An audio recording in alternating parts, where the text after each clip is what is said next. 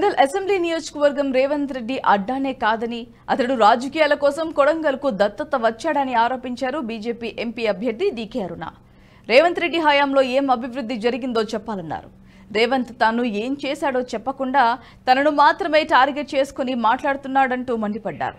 మరో వారం రోజుల్లో జరిగే పార్లమెంట్ ఎన్నికల్లో భారీ మెజారిటీతో గెలిపిస్తే ఈ ప్రాంతాన్ని అన్ని విధాలా అభివృద్ధి చేసి తీరుతామన్నారు డీకే అరుణ.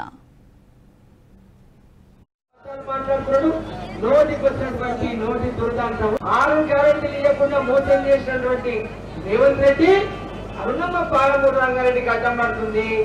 అరుణమ్మ పాలమూరు రంగారెడ్డి చేయలేదు, నారాయణపేట ఎంచుకో కొడంగల్ ఎంచుకో అడ్డం పడింది అని జూండా మాటలు చెప్పి వాళ్ళు ఏం చేస్తుందో చెప్పుకోలేక అరుణమ్మ మీద ఈ రోజు ప్రజలందరూ కూడా పెద్ద ఎత్తున మోదీ మోదీ మోదీ అంటున్నారు. ఇది అరుణమ్మని గెలిపారంటున్నారని ఈరోజు అవాకులు చెవాకులు అబద్ధాలు మాట్లాడుతున్నాడు.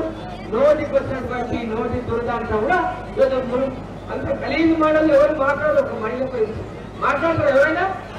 ఒక ముఖ్యమంత్రి మాట్లాడలేదు అవి. ఒక ముఖ్యమంత్రి ఇంకా ఏమనుకుంటున్నాయా? నేను ముఖ్యమంత్రి అనుకుంటలేను, ఎందుకంటే నాకు ఎవరు కూడా ముఖ్యమంత్రి అవుతారు అనుకోలేరు. ముఖ్యమంత్రి అయినా అంటే కూడా ఇంకా నమ్మకం కుదురుతలేవు. కాబట్టి ఆయనకు అప్పుడప్పుడు ఇంకా పాత జ్ఞాపకాలు గుర్తొచ్చి ఆ నోరు మరి భాష అదే మాట్లాడతారు. ఒక ముఖ్యమంత్రి ఉండాల్సినటువంటి డిగ్నిటీ లేదు, భాష సరిగ్గా లేదు, పరిపాలన అనుభవం లేదు.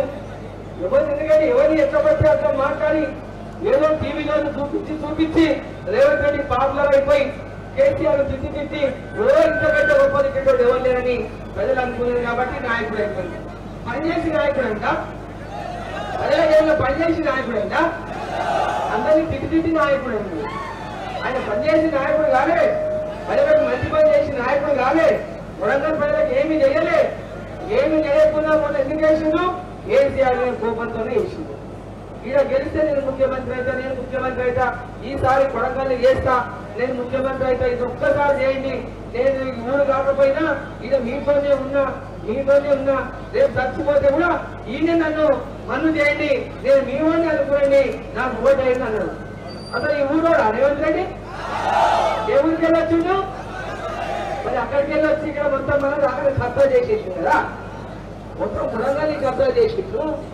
మళ్ళా మన వచ్చి మన ప్రాంతానికి వచ్చి మనని తిట్టి మన ఇంట్లోకి వచ్చి ఇంకోటి దొరికొచ్చిండు. అక్కడికి వెళ్ళి ఆయన వచ్చింది సరిపోలేదంట, ఇంకోటి దొరికొచ్చింది. అక్కడికి వెళ్ళి మన పార్లమెంట్ సీటు కూడా దొరికొచ్చి మొత్తం భాగంలోనే కబ్జా చేయాలని చూస్తున్నారు.